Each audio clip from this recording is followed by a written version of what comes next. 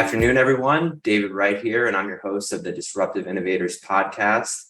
This afternoon, I'm lucky enough to be joined by Vijay Sankaran. Vijay, nice to have you. Thank you so much, David. It's a pleasure to be here. Yeah. If you could, why don't you tell our guests a little bit about your current role?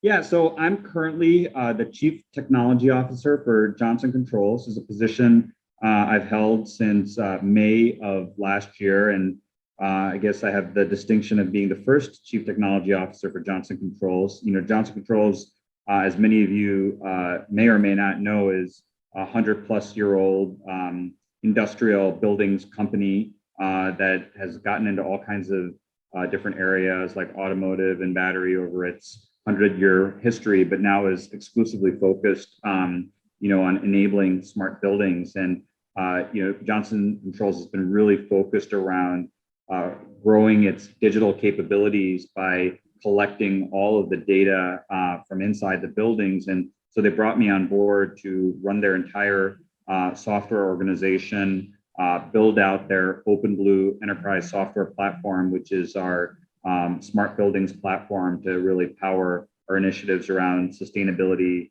smart buildings, security, safety, a number of different areas that collects all the data from inside the building and delivers those solutions. So it's been an exciting journey.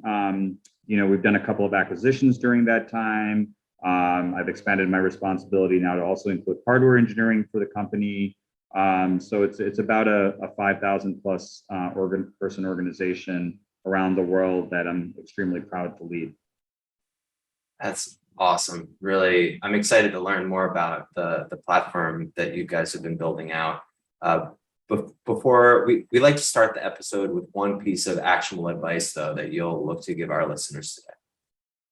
Yeah, it's a great way to start an episode. And what I would say, David, is, for me, I consider myself a curious learner. And I've always been a curious learner. I love to read almost anything, books, magazines, and listening to some, audiobooks now if I'm on the road. But I'm just always trying to be very curious and learn. And even when I'm with my team, rather than, talking a lot to them or at them, I'm always trying to ask different questions so I can learn the nature of things. And I guess this is something that I've always had since my childhood. But, my advice to, budding leaders in technology is to be a curious learner throughout your life.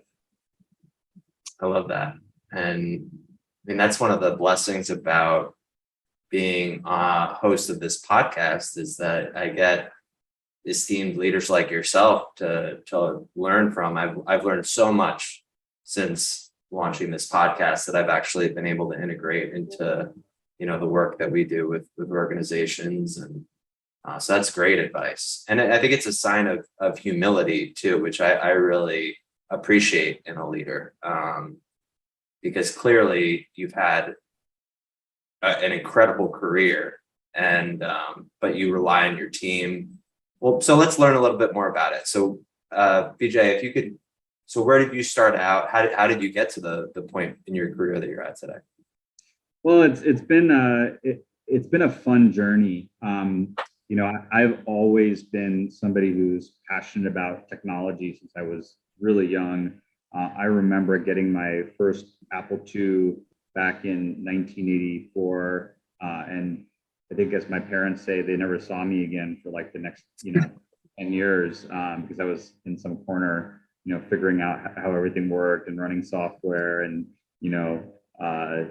doing what was a version of hacking back then, I guess. But I've always been really passionate about software and technology, and then this led me to MIT, where I pursued my degree in mathematics and computer science. And I always thought I was going to be one of those Silicon Valley, folks, going to a company like Apple or HP or somewhere. But somewhere along the way, I really found that my passion was much more around solving business problems through software and technology. So rather than go out west after graduation, I hung out east, and I became a consultant with Ernst & Young. And really focused, my interests and personal growth around this whole area of data warehousing, which was a nascent field around how do you use data and analytics, to solve business problems. So, we built, one of the earliest data warehouses back then in healthcare for Bristol Myers Squibb down in Princeton, New Jersey, to help them with their disease management initiatives. And then, it really just focused on that area across different healthcare companies and different, company domains, and really would enjoy that a lot. And then after a few years of doing that, I decided that I wanted to go get more of the business perspective of, how I could really leverage technology and software and solutions more from a business lens. So it led me back to get my MBA at Duke University's Fuqua School of Business. And then I started a long, set of years at Ford Motor Company, where I entered in an accelerated leadership program. And I basically just about had every type of job, that, really stretched every different muscle in terms of leadership and technology and the automotive industry and learning different business processes. And, as those who have come from auto know, I mean, the business processes in auto are just the most complex in the world. So if you think about, the number of vehicles that Ford produces a year, which is in the millions, to the different types of vehicles, everything from F-150s and different trucks to passenger sedans to now electric vehicles, to, the end-to-end nature of their business, from, the product development and design process to manufacturing to supply chain to, all the corporate core functions. It's basically, a laboratory in every business process that you could think about, that's very, very complex. And so it was a fantastic, learning ground, both in terms of, just tackling complexity and understanding complexity and how software and technology can be used to improve, business function, but also in terms of, Ford has done a masterful job with a lot of their leaders in terms of, giving them different growth opportunities to build different muscles and leadership. So, I did everything from in-vehicle software strategy, where, we were first talking about, over-the-air updates and, moving from a hardware-centric strategy to a software-centric strategy inside of vehicles, to, personally meeting Bill Gates a few times when we were kicking off our Ford Sync program with Microsoft to really power in-vehicle computing,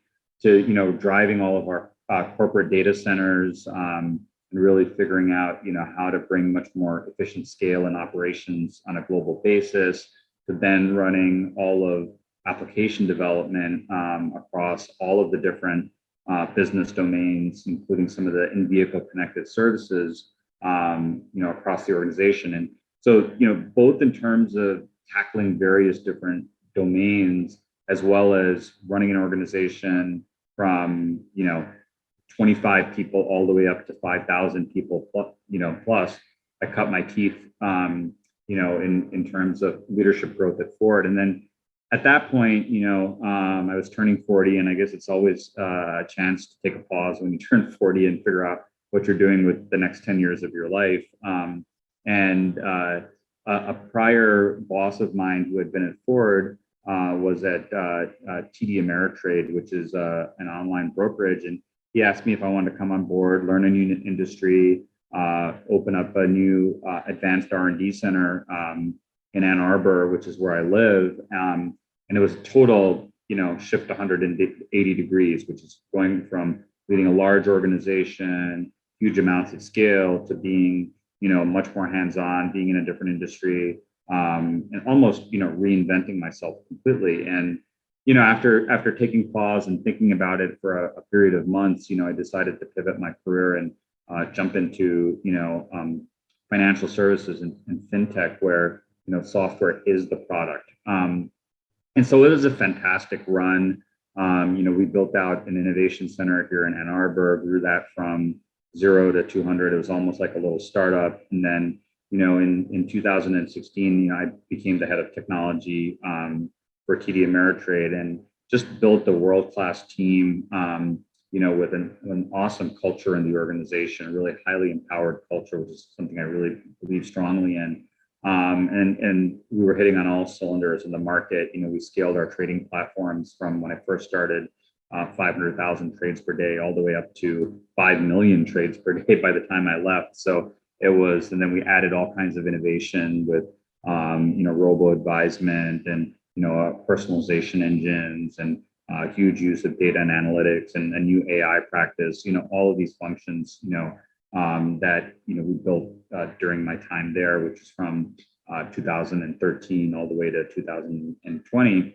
And then, in 2020, as sometimes happens in corporate America, we were acquired by Charles Schwab, our biggest competitor, and they chose not to retain anyone on the leadership team. So I decided that was a good time for me to, take a little bit of a break, and so recharge my batteries again. And then, in the spring of 2021, the opportunity to join Johnson Controls came about, and what really motivated me to join Johnson Controls was this, deep desire by our CEO George Oliver to focus around sustainability. And if you read Bill Gates's book on climate change, buildings comprise 40% of emissions globally and are a big part of global warming emissions. And so as I really thought about what could be a capstone for my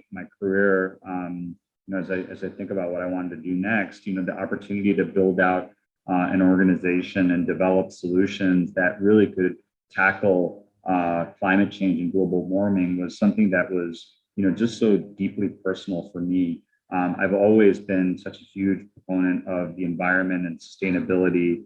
I remember when I was at Ford, I used to dress up as a fictional character called Green Man to talk about just how do we drive more sustainable practices within IT and technology. And for me to be able to do this, with a broader organization and deliver solutions that was actually going to make an impact, on a global, planet, was pretty darn meaningful. And so I joined Johnson Controls in 2021 May, and here we are, almost a year and a half later. So cool. It's crazy to think that you started consulting with healthcare, then went into working with Fortune 100 in the automotive industry, then went to financial services, and now are in industrial. It's like to have an executive career in IT in all those different industries. You don't see that often. And when you talk about complexities, it's funny because I'm like, we work with a lot of health systems, like large enterprise health systems, and I'm like, damn, this is complex. There's a lot of complexities to this. But then you started talking about Ford, and I was like, oh, geez, yeah. I love. It's amazing if you're ever in the Detroit area, take a tour of the Rouge plant, which is where the F-150 gets built. And at the end of the day, through all this complexity of like manufacturing builds and things like that, you see a product being assembled in front of your eyes with different colors, different features at a clock speed of, that's humming, with just the volume of units per hour that gets produced with different combinations. And it's just amazing to think about the complexity. You think about it and you're like, wow, even despite of all of the inefficiencies that you see, this is where the magic happens at the end of the day. And I always just thought that was so cool. There's no product like it, the automotives, that has that much complexity come together in the manifestation of the different combinations of colors and features that customers want. Right. Especially when then you start to think, because my mind goes to like robotic process automation and all that goes along with that. And anyway, I'm sure we could talk about Ford for forever, but then even financial services and now Johnson, very cool. What's one of the most important things that that you've learned over the course of your life, and what was life like before learning it and after learning? That's a great question. You know, I guess, throughout my life, my early part of my life, and different now, is that I always, fortunately had like the gift of intelligence, right? And intelligence can be a gift and a curse. And the curse is that because you have such a strong intuition and ability to sort of, solve problems, you want to solve every problem. And that was me, and you can solve every problem when you're the leader of a 10-person team or even a 50-person team. But then there comes a point at which you can't solve the problem yourself. You have to really, because there are too many problems to solve. And I think that really hit me when I took my first really big job at Ford in 2009, and I was running all of software development at Ford, and there were just so many different problems coming at me at once. And so, I really recognized the value of the team and the talent that you had on it. I've always been a big, proponent of being a coach and coaching, and I try to bring a lot of athletic mindsets and patterns to organizational health and organizational success. I've always believed in that, but I think I also maybe had this belief that leading an organization, when you say leading from the front, that's about like solving all the organization's problems yourself, and that just overwhelmed me. And I was tired, and just could not put everything on my back. And so I had invested in a coach at that time, who helped me understand and see that I needed to look at leading organizations differently, that I was the root of the tree, and the root of the tree was there to nourish the organization, set the vision, and only solve those problems that I was uniquely positioned to solve, which was inefficiencies more broadly across the organization, bringing in agile, for example, so that the teams could be more collaborative together, figuring out how to drive more of a global strategy holistically, who are the right talent and what's the right roles on your team so that the team can work effectively together.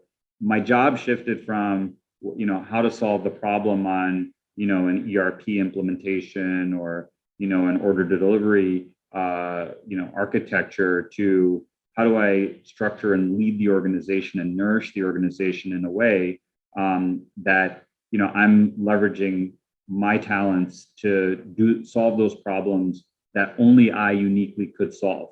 And that was just a big aha moment for me. Is all of my success thereafter, I would say, has been really focused around building that empowered culture, having a high performance team that I can really rely on and have a conversation with around getting their input around what the right thing to do is, and then giving them some guidance when needed around whether to slightly shift left or slightly shift right, and defining our North Star and our key results as an organization. And the rest is just magic that happens from empowering the team. And that's been just the learning of my career. That is something that I so passionately believe in. And I still see so many leaders in this day and age trying to be directed from the top. We know that if you're a leader, you're a CEO, a CTO, a CIO, that you've done a lot of impressive things in your career, right? But just because you've done a lot of impressive things in your career, it doesn't mean that you need to solve everybody's problem. You need to grow other people in the organization to solve their problems, and then have them teach other people who are in their organizations to solve their problems. That's how you create an empowered culture. And when you can have an empowered culture, we had it at TD Ameritrade. I mean, sky's the limit in terms of your organization's success. Yeah, that's a culture of innovation. I mean, I was chuckling to myself because I just identified with so much what you're saying. I was just having a conversation with another CIO to this extent, like an hour and a half ago, about, a leader that, has had a good career, but is still stuck in that way. And you could tell they're kind of miserable. They're nearing the end of their career. And it reminds me, I read this book, From Strength to Strength, and it's about how, like, if you keep on that it calls it the striver's curse, and you keep on trying to solve all the problems and maintain the control, and instead of kind of hopping over to that curve where you're offering all your immense experience to your team so that they can learn and grow, and then, like you said, they can inspire their teams. I mean, I don't know. I had a similar lesson that I had to go through, starting a business and a couple of businesses. I ran myself into the ground trying to solve all the problems, and my coach kind of had to sit me down and go through a similar learning lesson. So great advice. Really resonates with me. Any failures that stand out in your mind, or obstacles that you had to overcome that you learned a lot from over the course of your career? Yeah, I mean, I would say, we all have learnings, things that we would have done differently, and opportunities to improve. I think, when I think about one of my greatest learnings, it really comes into the whole notion of picking the right talent, on your team. I had one instance where, I knew an individual from a long time ago, great experience working with that individual. And then, more recently, that individual came back into my life through some connections. And, I placed that individual in a role that wasn't the right fit for that individual. That individual didn't have that experience, to perform. And once I placed them in that role, became almost immediately apparent that it was a poor decision. And, that person couldn't handle the scale and the complexity and the interactions, and, wasn't from a corporate background. And so really didn't understand the structure of how it all worked, and really struggled in that role. And, so a year later, I had to make the tough decision of, letting that individual go, even though I had been so bullish on hiring that individual. And so, for me, the lesson learned is really around, you have to really, know and trust your team, and have when you hire somebody who's in your network, you have had recent direct experience with them.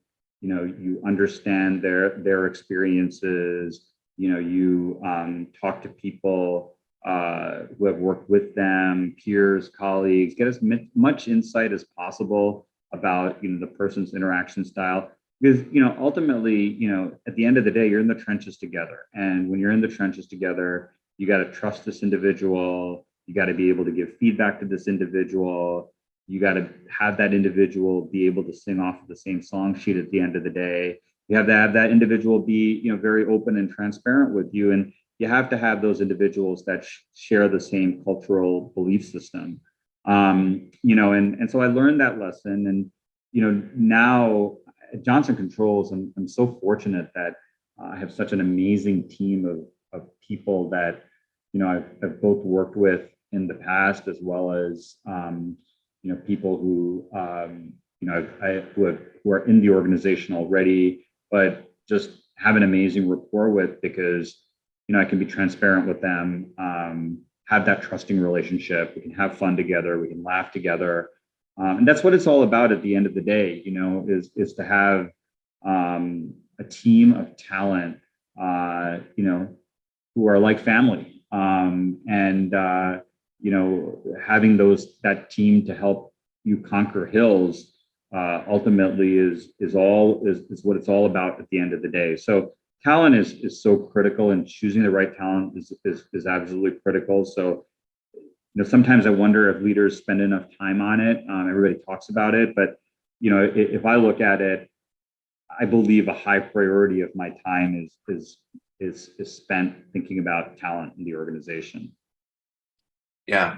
And I've heard that from a couple. I don't hear that enough, but I have heard that from another couple executive leaders of large enterprises, about the importance of that. So that makes a lot of sense. And I love what you mentioned about trust, because that's crucial for me because in order to step up to that next level and be that kind of take on that role of that you were speaking to as an executive, I need to trust that my people are doing what they're supposed to be doing and not be micromanaging everything, right? So I think taking the time on the front end to really make sure that they're a cultural fit, to make sure that they're aligned with the mission, that they have the credentials, that makes a lot of sense. So I want to talk a little bit more about your current role before we get into kind of your vision for the organization, that sort of thing. What's one of your favorite literary pieces? Either, I know you're a student, right? So I try to read a book every week or two myself, or listen to. But favorite book, either recently or all time. Well, one that I'm reading right now or listening to on audiobook that I'm really like so far is Switch, written by Chip and Dan Heath. Chip was actually a professor of mine at Fuqua years and years ago, and so somebody had suggested this book to me. But it talks all about sustainable change, and most of us don't think about the psychology of change, but there are multiple aspects to change, right? There is the emotional aspect of change, and then there's the more logical aspect of change. And how do you really both, talk about the why you're changing, but also win, the hearts and minds, but also be very precise on the things that you're doing to change and drive that change. There are all elements and ingredients of successful and transformational changes. And it really resonated with me because the psychological aspect in our business, right? So what is important from a customer perspective? How do they feel? What are they experiencing? What will the world look like, if we don't, build out Open Blue, and then getting the organization, aligned so that, as we're building this thing out and we're introducing new capabilities and features and trying to go faster and streamline our platform, they all fully understand both the why, the what, and the how we're going to get there. So I thought this book was, really strong in terms of giving a lot of great examples around, driving sustainable change, winning both the hearts and the minds, but also, being clear with the organization around the steps that need to happen in order to actually make that change successful. Very cool. So I think that's a great transition into your vision for Johnson Controls. Really excited to learn more about what you guys are up to. You mentioned Open Blue, some of the key initiatives you guys are focused on. Yeah. So, at the end of the day, Johnson Controls is a leader, an industrial leader.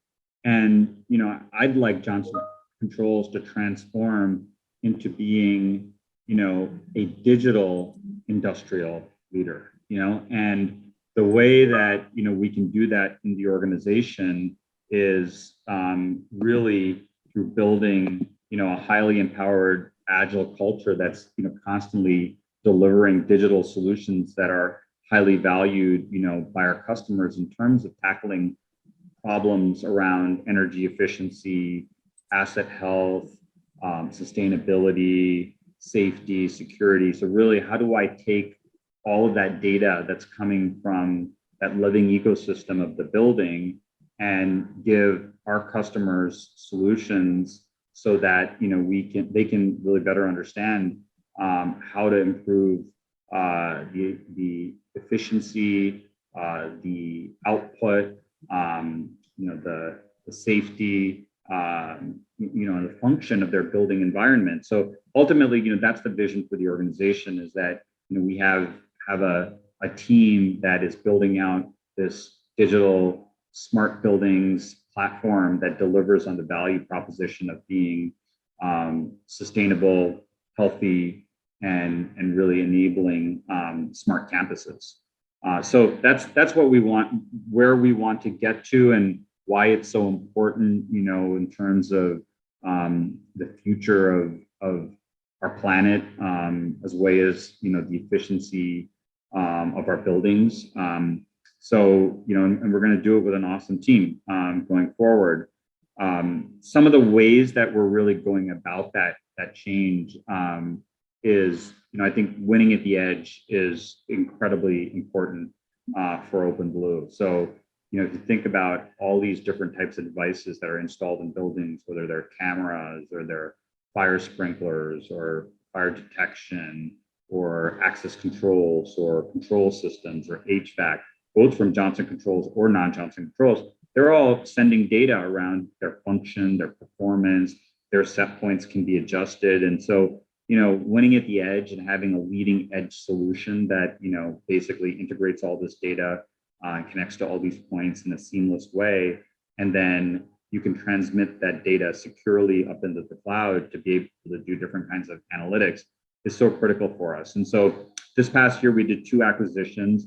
One was a company called Foghorn, based out of Sunnyvale, California, that's all about intelligent edge AI and data pipeline software. And basically, we've incorporated that into our OpenBlue Bridge edge platform that allows us to basically, streamline and actually execute, AI models right, on our prem devices to be able to detect faults and, notify early alerts and things like that. So that was very exciting.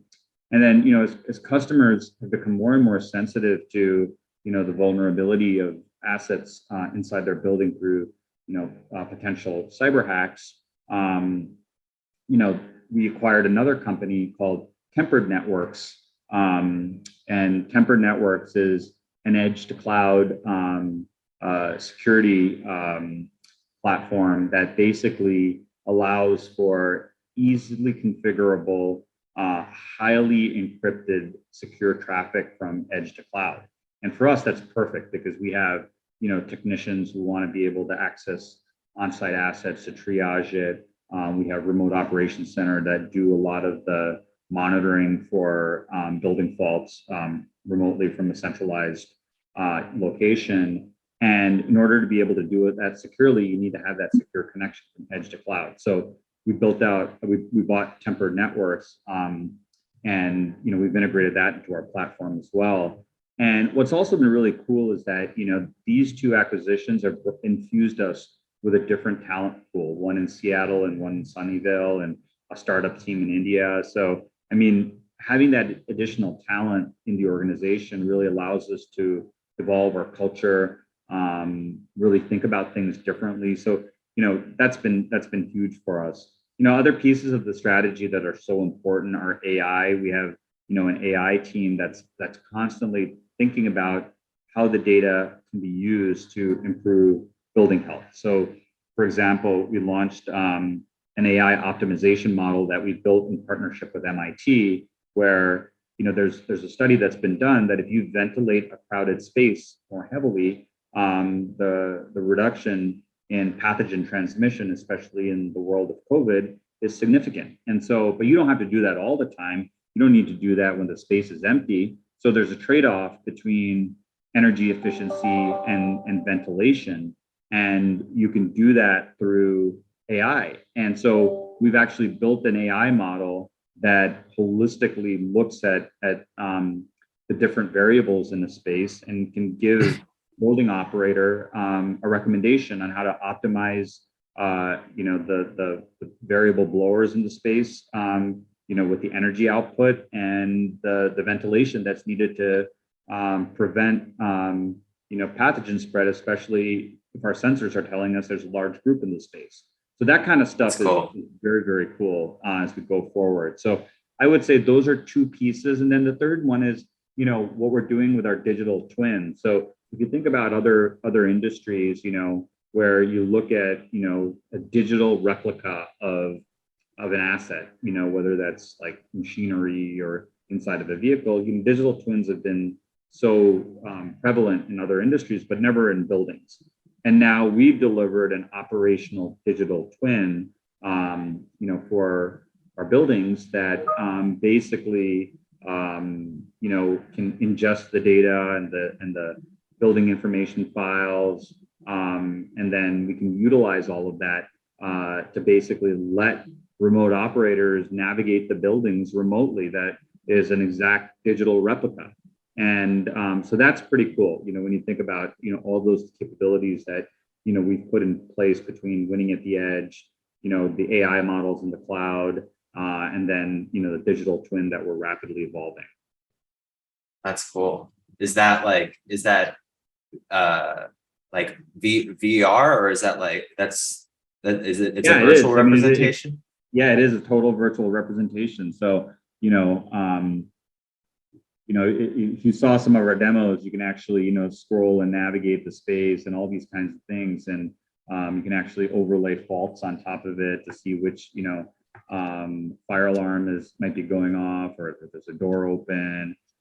So typically, in the buildings context, you get a lot of alerts and alarms, but they're typically, nothing. There's some sort of a trip, or somebody followed somebody else in through a door that they were supposed to badge into. It's usually like, a lot of false positives and things like that. But you can't really see it because it's like data feeds that are coming in. With a digital twin, you can overlay on it, click on the fault, it takes you to the spot in the building. You can look at the video camera that's installed near there, look at the last, 45 seconds of video footage and say, oh, that's what's going on, So it really helps like a building operator or a security person to see what's going on in the building, but they don't actually have to physically be there, in a campus or looking at a monitor all the time. Very cool. Very cool. That's exciting, man. I mean, I love what I imagine you guys are using some geotracing for the monitoring of the ventilated rooms. I mean, that stuff is intriguing to me. And I love that you guys are tying it back to the mission of sustainability. That's something that I'm very passionate about as well. I actually, a few partners and I are working on a software platform that's meant to measure enterprise organizations' alignment with SDGs, and basically create indicators based on SDGs that they're aligned with, grade their current alignment, make automated recommendations as to what they should be doing, and then track their progress. Because we find there's not a lot of great measurement tools that exist today, and at least kind of other than the frameworks themselves, but in a SaaS platform. That's really cool, Vijay. Thanks for sharing that. Any other best practices that you and your team follow that you might share with us? Yeah, I mean, I would say again, when you look at best practices that I would share, I think you have to think about it just in terms of strategy first. Where do you want to go? Why are you in it? What are you trying to achieve? Then figuring out what's the organization that you require? How do you need to be organized? What are the interfaces? What are the roles to support that? And then the people that you really have to look at this like a team. If you look at great basketball teams or great football teams, the ones that seem to keep winning over and over and over again, they're not sort of dominated by one player, but they're like the Golden State Warriors. I mean, they have a full cast of players who are able to work together to have different skill sets and deliver that highly effective performance. And so that's the best practice I would say, is that you have to sometimes we try to make leaders everything. And my suggestion would be, think about what kind of team you want. Think about what kind of values that you want on the team, what kind of capabilities that you want. And then if you build that highly effective team, that's when you really are setting your blueprint for success with the North Star around where you want to be at the end of the day. Love that. So last couple of questions here as we wrap up. You guys are in a very unique position. I mean, I think that what you're doing is going to just continue to become more and more relevant. I mean, it's already extremely relevant, but any some of the biggest changes you think are going to happen over the next few years in your world or in the industry? Any thoughts surrounding that? Some of the biggest changes, perhaps? Yeah, absolutely. So, I mean, I think everybody's been talking about, self-driving cars and autonomous vehicles for a long time, right? And, I think the autonomous building is going to happen long before the autonomous vehicle.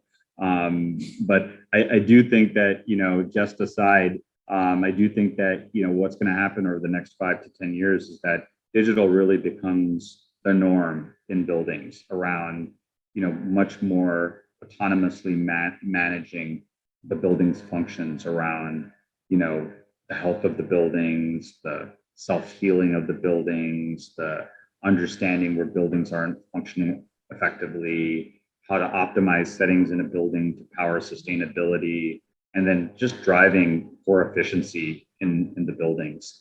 If you look at that all like holistically, right, there's just a lot of power in the building's ecosystem that is untapped today. And, in some of our most modern buildings that we're doing projects at, many of them that are, in the Middle East, for example, they are really already pioneering the way around this, fully autonomous building. And I just think you're going to see that more pervasive, across all continents as people want to really help power the overall sustainability message. Love that. All right. So to wrap up, we like to end with the question: if you could go back 5 or 10 years in time, what advice would you give your younger self? That's a great question. And one that I think about, quite a bit is, I think if I were to go back in time, I would tell my younger self to, enjoy the journey more, take more pauses in that journey, just having more gratitude for, those individuals who have been part of the journey and really have had, help me grow in that journey, and just, find kind of more, just looking at things in a much more holistic nature, and being able to kind of see that. I think sometimes, we just kind of are in a go mode, like what's next, what are we implementing? But I think if we pause, to really appreciate what we're doing and appreciate the people, and, make sure that we're re-energizing ourselves with the right investment in balance. We enjoy the journey a whole lot more than sometimes we end up doing in corporate America. And I think it's really, I'm trying to model that, with my teams. And I think it's important that, leaders, kind of learn to sort of be able to breathe as part of that process as well. Love that. Great advice. Vijay, thank you so much for being on today. I really appreciate your time. Yeah, thanks so much, David, for having me on your show. It's been an absolute pleasure. Everyone, thanks for listening. We'll catch you next week.